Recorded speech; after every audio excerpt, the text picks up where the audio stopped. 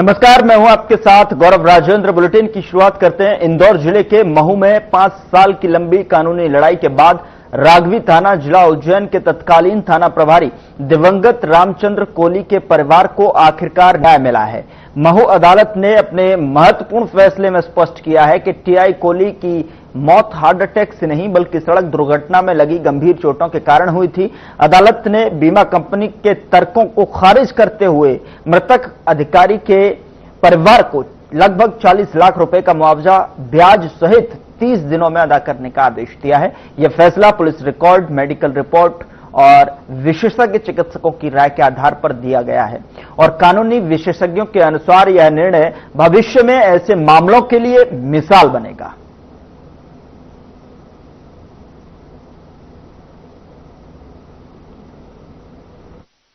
दरअसल ये जो दुर्घटना हुई थी वो 2020 में हुई थी। मृतक रामचंद्र कोहली जो थे यह राघवी थाने के टीआई थे।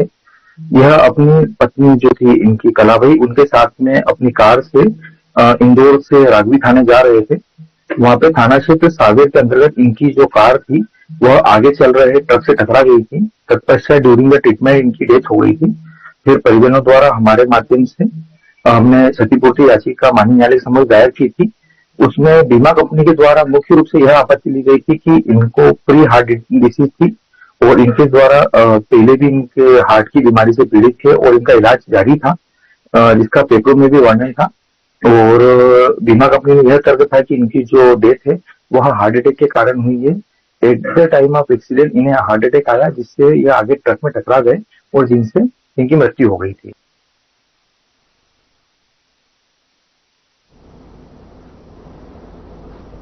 भारत निर्वाचन आयोग के निर्देश पर इंदौर जिले में मतदाता सूची का विशेष गहन पुनरीक्षण कार्यक्रम जारी है, तो वहीं बीएलओ घर घर जाकर मतदाताओं की जानकारी का सत्यापन कर रहे हैं।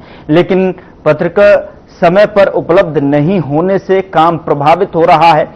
10 नवंबर तक सभी बीएलओ को पत्रक मिल जाने चाहिए थे, लेकिन आधे से अधिक मतदान केंद्रों के पत्रक अब तक प्रिंट नहीं हुए हैं। राज्य निर्वाचन आयोग ने एक ही वेंडर को प्रिंटिंग का ठेका दिया था जो समय पर पत्रक नहीं दे पाया। कलेक्टर शिवम वर्मा ने बताया कि 1200 से अधिक मतदान केंद्रों के पत्रक तैयार हो चुके हैं और बाकी जल्द उपलब्ध होंगे।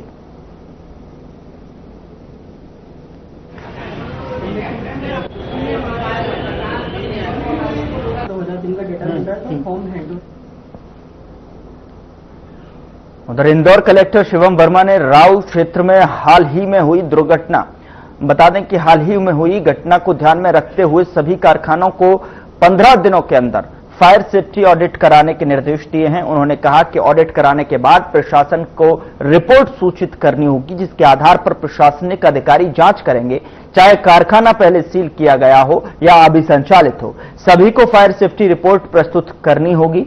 साथ ही आपको बता दें कि कलेक्टर ने चेतावनी दी कि भविष्य में लापरवाही होने पर सख्त कार्रवाई की जाएगी।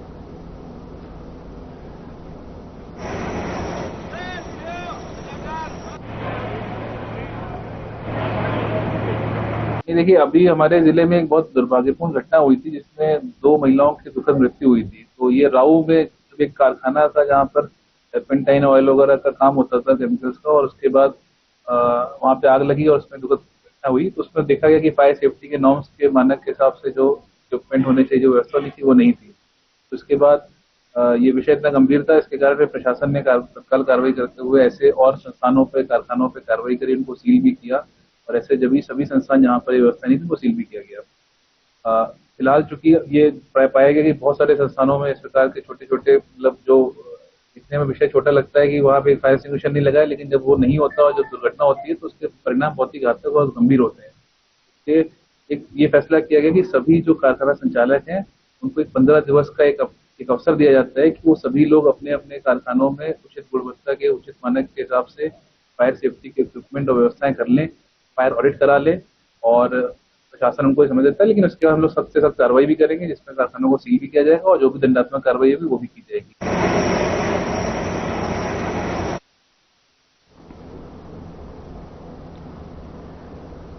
कलेक्टर शिवम वर्मा की अध्यक्षता में कलेक्टर कार्यालय में साप्ताहिक टीएल बैठक संपन्न हुई, जहां कलेक्टर शिवम वर्मा ने मीडिया से चर्चा में बताया कि बैठक में मुख्यमंत्री के निर्देश पर सीएम हेल्पलाइन की शिकायतों की समीक्षा की गई। सीएम हेल्पलाइन में कई जगहों पर लापरवाही पाई गई है, ऐसे अधिकारियों पर कार्रवाई के निर्देश दिए गए हैं। बैंक से जुड़े कुछ मामले सामने आए हैं, जिनकी जांच इंदौर जिला पंचायत सीईओ समीक्षा कर रहे हैं। इंदौर ट्रैफिक व्यवस्था सुधारने के लिए नगर निगम, आरटीओ और पुलिस मिलकर कार्रवाई करेंगे। बता दें कि रोड पर अनफिट वाहन दौड़ाने वालों पर सख्त कार्रवाई होगी और अपर आयुक्त ने बताया कि आने वाले समय में टीम वर्क से ट्रैफिक व्यवस्था में सुधार लाया जाएगा। बैठक में ट्रैफिक नियमों का सख्ती से पालन कराने के निर्देश दिए गए हैं। वहीं इंदौर कलेक्टर शिवम वर्मा ने लापरवाह अधिकारियों को चेतावनी दे दी है।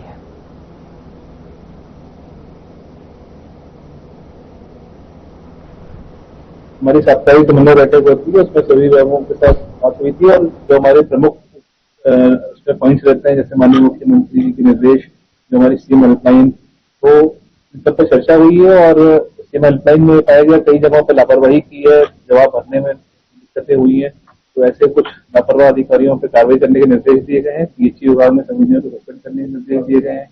पीएचई को फोकस देने का निर्देश दिया गया है। जो महू में जो नसबंदी के जो प्रोत्साहन राशि होती है, उसके वितरण में एक शिकायत मिली जो कि सही पाई गई और विलंब हुआ इसमें, तो इसमें जो उनके प्रभारी हैं उनके कार्रवाई के निर्देश दिए गए हैं। और कुछ बैंक संबंधी विषय भी आए थे, जिसपे हमारे सीओ जिला पंचायत जांच करके बताएंगे भी कि वहाँ दिक्कत रही, कहाँ विलंब हुआ, तो अगर वहां पर कोई व्यक्ति निकलेगी तो वहां भी कार्रवाई करेंगे।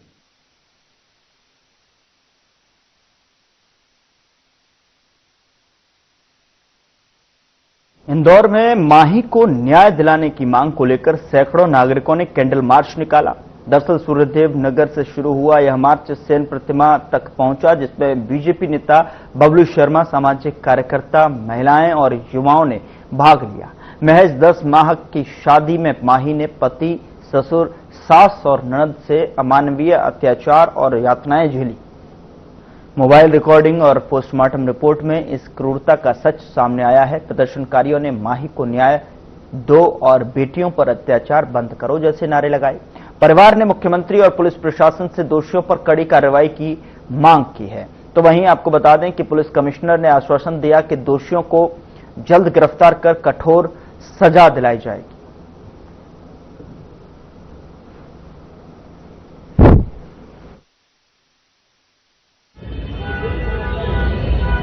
बात नहीं हो रही थी और उसके बावजूद जैसे शादी करी नहीं, जो उसने शक करना चालू कर दिया। बस इसके घर मत जाना, इससे बात मत करना, इससे बात मत कर। घर पे बस आती, खाली शादी करी जैसे 8 बार आई होगी 8 महीने में, वो बहुत मुश्किल से।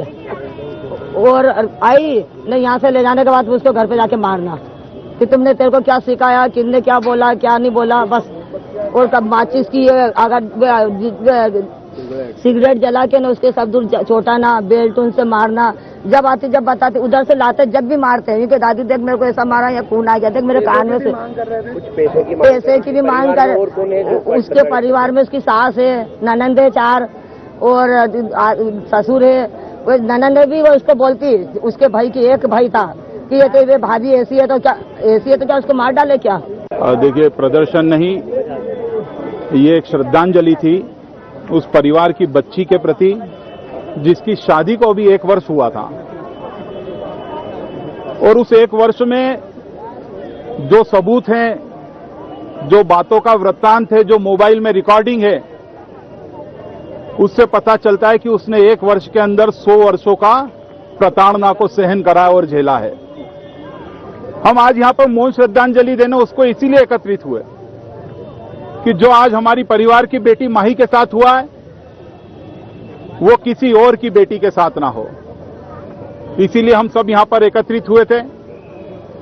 और समाज के लोगों को भी पता होना चाहिए कि आज भी हमारे समाज के अंदर हम नवरात्रि में तो माता जी की पूजा करते हैं, 9 दिन आराधना करते हैं, मगर मैं ऐसे अत्याचारियों को बताना चाहूंगा कि मां तभी कभी खुश नहीं होगी जब तक बेटियों पे होने वाले अत्याचार बंद ना होंगे। हमारी बेटियों को और हमारे परिवार की बहनों को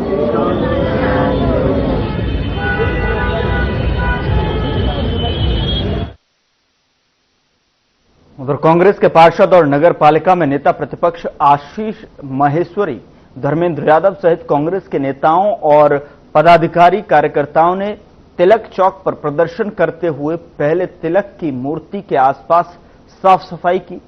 बीजेपी की नगर पालिका विधायक और सांसद के खिलाफ जमकर नारेबाजी की।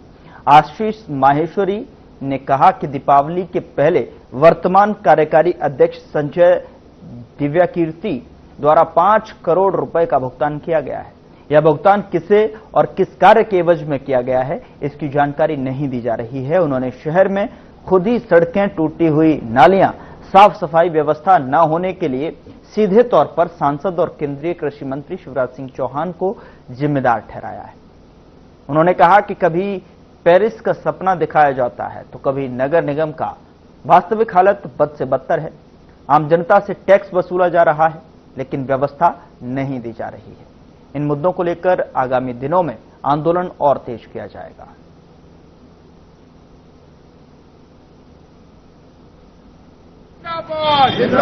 देखिए, नगर पालिका हर मोर्चे पर फेल हुई है। अभी हमारे साथियों ने आशीष माहेश्वरी नेता प्रतिपक्ष के नेतृत्व में हमने यहाँ बाल गंगाधर तिलक जी की मूर्ति का जो अत्यंत गंदी स्थिति में है, आप खुद भी जाकर देख सकते हैं, उसका जो बॉर्डर था उसको तोड़ दिया है। नगर पालिका उसकी तरफ ध्यान नहीं दे रही। सफाई की व्यवस्था चारों तरफ से चरमरा चुकी है। भयंकर शहर का बुरा हाल है, गड्ढों में तब्दील हो चुका है। सफाई की अव्यवस्था के कारण कई लोग गंभीर रूप से बीमार हो रहे हैं। इसके कारण आज हम कांग्रेसी कार्यकर्ता और साथियों ने मिलकर एक चेतावनी के रूप में इस बात को कहा है कि नगर पालिका होश में आए और भारतीय जनता पार्टी जिस तरीके से आपस में लड़कर शहर का सत्यानाश करने का काम कर रही है, इसको अपने होश में आकर इसको सुधारने का काम करें, अन्यथा हमारे साथी और भी उग्र आंदोलन करने के लिए विवश होंगे। सम्मानीय पत्रकार बंधुओं, आज हमने विदिशा की नगर पालिका की जो लापरवाही और भ्रष्टाचार जो हमें समझ में आ रहा है, विदिशा के नागरिकों को बुनियादी सुविधाएं नहीं मिल पा रही हैं। कभी पेरिस की बात की जाती है, कभी नगर निगम की बात की जाती है। इस तरीके से विदिशा के लोगों को भारतीय जनता पार्टी के नेताओं द्वारा लगातार लूटने का प्रयास किया गया, जिसका आज परिणाम है विदिशा की जनता को भुगतना पड़ रहा है। न आज यहाँ पर रोड है, न सफाई की व्यवस्था है और लगातार नागरिक अपने आप को असुरक्षित महसूस कर रहे हैं।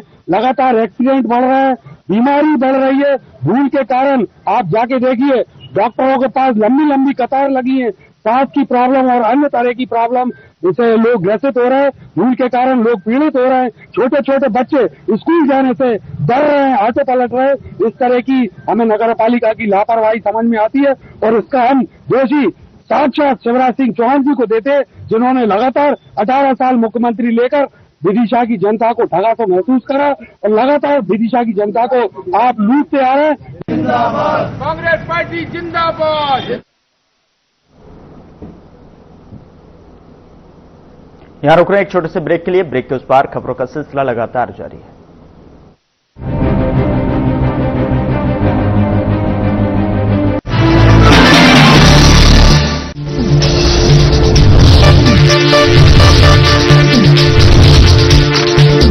साधना इंस्टीट्यूट के छात्र हर साल नए नए जगहों पर, नए नए संस्थानों पर काम करने के लिए जाते हैं। उन्हें प्लेसमेंट मिलता है और साथ ही साथ वो संस्थानों का और साधना इंस्टीट्यूट का नाम भी रोशन करते हैं। तो अगर आप इलेक्ट्रॉनिक मीडिया, मास कम्युनिकेशन में अपना करियर बनाना चाहते हैं तो साधना इंस्टीट्यूट आपके लिए एक सबसे बढ़िया विकल्प है।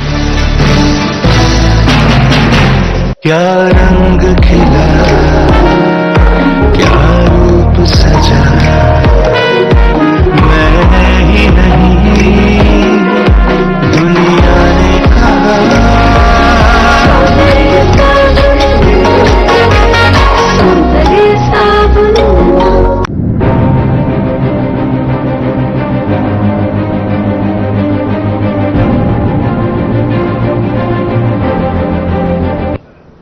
ब्रेक के बाद स्वागत है आपका। खबरों में आगे बढ़ते हैं। छिंदवाड़ा में दक्षिण पूर्व मध्य रेलवे के डीआरएम दीपक गुप्ता छिंदवाड़ा पहुंचे, जहां दादाजी धूनी वाले मंदिर के सामने प्रस्तावित रेलवे निर्माण को रोकने के लिए जिले के धार्मिक और सामाजिक संगठनों ने उन्हें ज्ञापन सौंपा।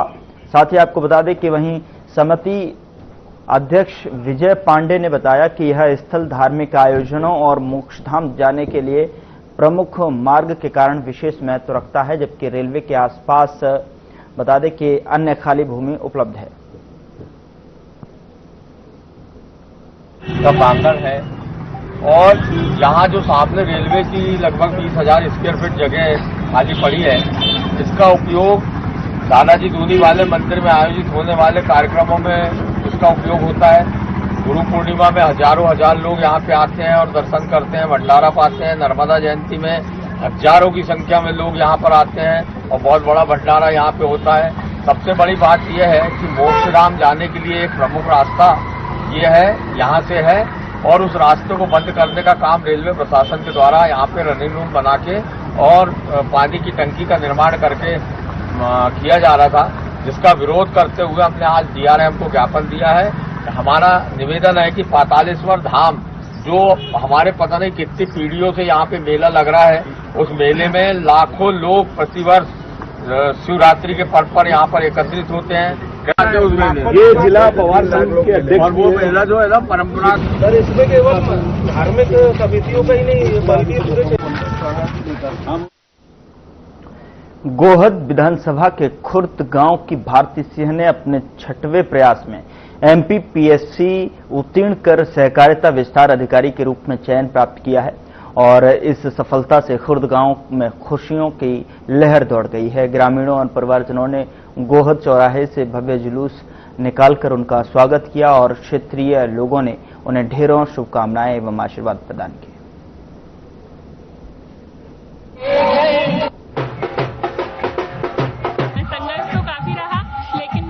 प्रयासरत रही और मुझे पूर्ण विश्वास था कि हो जाएगा। मेरे परिवारजनों ने हमेशा मुझ पर भरोसा जताया और इस पूरे सफर में मेरे पिता का सबसे बड़ा योगदान रहा। कौन से अवसर में आपको सफलता मिली? कितना प्रयास करना पड़ा? सर, ये मेरा 6वां प्रयास था। तो सफलता का श्रेय किसको देना चाहिए? सफलता का श्रेय सबसे पहले तो ईश्वर और उसके बाद पापा और पूरे परिवार को देना चाहूंगी।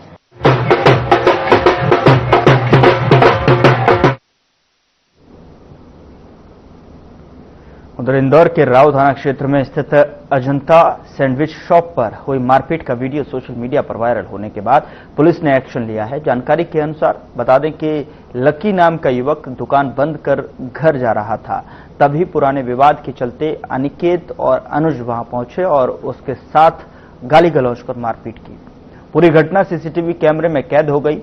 तो वहीं आपको बता दें कि जिसके आधार पर पुलिस ने दोनों आरोपियों के खिलाफ मारपीट की है और मारपीट की धाराओं में मामला दर्ज कर जांच शुरू कर दी है। प्रारंभिक जांच में पुराना विवाद की झगड़े की वजह बताया जा रहा है।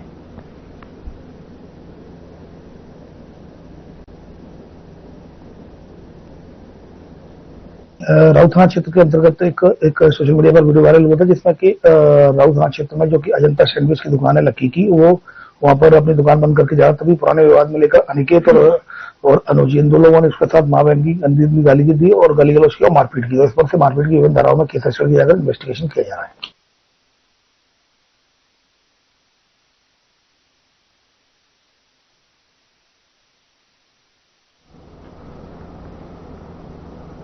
उधर रायसेन जिले के देवरी थाना अंतर्गत ग्राम पतई में एक मजदूर को मजदूरी का पैसा मांगना महंगा पड़ गया। ठेकेदार और मजदूर के बीच में मामला मारपीट पर जा पहुंचा, जिसमें 3 महीने बाद इलाज के दौरान मजदूर की मौत हो गई। परिजनों ने आरोपियों को गिरफ्तार करने के लिए थाना देवरी में शव रखकर प्रदर्शन किया। वहीं पुलिस ने शव को पोस्टमार्टम के लिए उदयपुरा सामुदायिक स्वास्थ्य केंद्र भेजा गया है।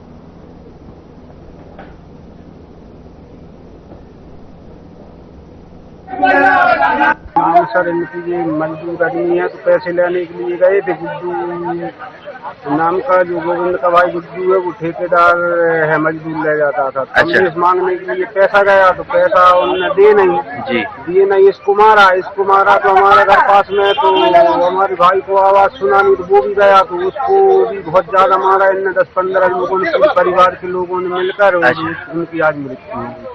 और 3 महीना हो गया, अभी तक कोई गिरफ्तारी नहीं हुई और अभी ये डेड बॉडी थाने में रखी, आपके सामने देखिए। थाना प्रभारी क्या कह रहा है? थाना प्रभारी कह रहे हैं हम कार्रवाई करेंगे, हमारे नियम से कार्रवाई हो रही है। अभी सिर्फ नाम अकेले लिख के दिए? नाम अकेले लिख के दिए। FIR हुई है नहीं हुई? सर यही तो दिया है जी, क्या है जी, जो तो उसमें नाम लिखा है अकेला। बस यही है और कुछ नहीं। हाँ, जो तो सिर्फ नाम अकेला है। FIR हुई या नहीं हुई? सर अब हम नहीं जाने FIR हुई तो नहीं, जी है FIR नहीं हुई अभी। इनका जो हो गया जी, मेरे साथ मारपीट की तो ये बचाने वो पहुंचे, इनने मारपीट की मेरे साथ की, और ये बड़ा भाई ये देख ले इन्हें मार दे। ये 7 अगस्त को हुई थी, ये 3 महीने की बात है। 3 महीने हो गए। 3 महीने से पिताजी का इलाज चल रहा था एम्स हॉस्पिटल में, और कंटिन्यू इलाज चल रहा था उनका। कौन कौन ने मारा था इनको? इनको मारा था नेपाल, हेमराज, गुड्डू और परसोत्तम, तीरथ, नीरज। किस बात को लेकर मारपीट हुई थी? ये पैसों को लेकर मारपीट हुई थी, मजदूरी के पैसों को लेके। ये मजदूरी करने गए थे? ये मजदूरी करते थे, और जो वो ठेकेदारी करता था गुड्डू और उनके घर वाले, उन्होंने मारपीट करी थी। तो इलाज के कितने दिन बाद मौत हो गई? इलाज के 3 महीने बाद। जब घटना हुई तो उस समय थाने गए थे रिपोर्ट करने? थाने गए थे रिपोर्ट करने। उन्होंने उस वक्त रिपोर्ट नहीं लिखी थी हमारी। उन्होंने बोल दिया था पहले आप इलाज करवाओ, बाद में रिपोर्ट लिखेंगे। 2 दिन बाद रिपोर्ट लिखी थी। ये मामला जी का पैसे लेने गया था बनी के। अच्छा, हाँ। इसके बाद पहुंचा मेरा भाई, हाँ। वो उन्हें मार दिया। कौन ने मारा? जिनने मारा जी 10-12 लोगों ने। गोविंद, हाँ। गोविंद। अच्छा, पैसे के विवाद को लेकर लड़ाई हुई थी जी? इनका इलाज चल रहा था क्या? इनका इलाज चल रहा था एम्स में, मेरा चल रहा था। अच्छा, तो इनकी मृत्यु कब हुई है? इनकी मृत्यु आज भाई है जी। अच्छा, तो 3 महीना 3 दिन हो चुके हैं। अच्छा, कौन कौन ने मारा था? ये मारा जी 10-12 लोगों ने मारा। गोविंद 15 लोगों ने कम से कम। 15 लोगों ने मारा था? हाँ जी। अच्छा, तो इलाज के दौरान इनकी मृत्यु हो गई? हाँ, गंभीर चोट होने का। अच्छा, तो चोट कहाँ लगी थी? सर में और हाथ पैरों में लगी है। ये पैसे लेने गए थे चाचा जी, तो उनने बोला यार भाई पैसे नहीं है, मारने लगे। तो हम वहाँ से गांव में से घर जा रहे थे, तो उनने हम बीच बचाव करने गए तो हमको भी मार दिया उनने। कितने लोगों को मारा था उनने? हमको 4-5 लोग थे, हमको इतने को मारा। ये आपके जो खत्म हो गए ये बड़े पापा जी हैं। क्या नाम है इनका? क्या नाम? खेमचंद कुशवाहा। इनके साथ ही मारपीट हुई थी? हाँ। तो आप थाने गए थे, रिपोर्ट हुई थी उस समय? नहीं हुई? जब नहीं हुई, क्या कहा था? दूसरे दिन भी बोल रहे अभी नहीं करेंगे, कल करेंगे। कितने महीने हो गए रिपोर्ट नहीं हुई अभी तक? 3 महीने। रिपोर्ट हो गई है, 3 महीने हो गए, उनको अभी तक कार्रवाई नहीं कर रहे को। उनको ग्राम पकई के थे, जो 2 पक्षों में लड़ाई झगड़ा हुआ था, इनका काउंटर केस पंजीबद्ध था। इलाज के बाद में डॉक्टर द्वारा प्रीवियस इंजरी बताई गई थी, जिसमें इसकी धारा इजाफा किया गया था, और उसी के दौरान ये आज खत्म हुआ है, और इसमें अभी आरोपियों की पकड़ लेकर चल रही है। अभी तक कितने आरोपी पर गिरफ्तार? 2 आरोपियों की पकड़ हो गई है।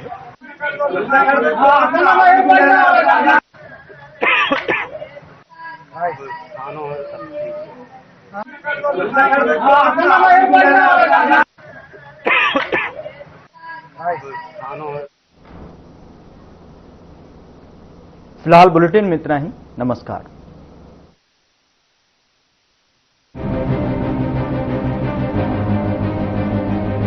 चल बुला पर जिसकी हर बात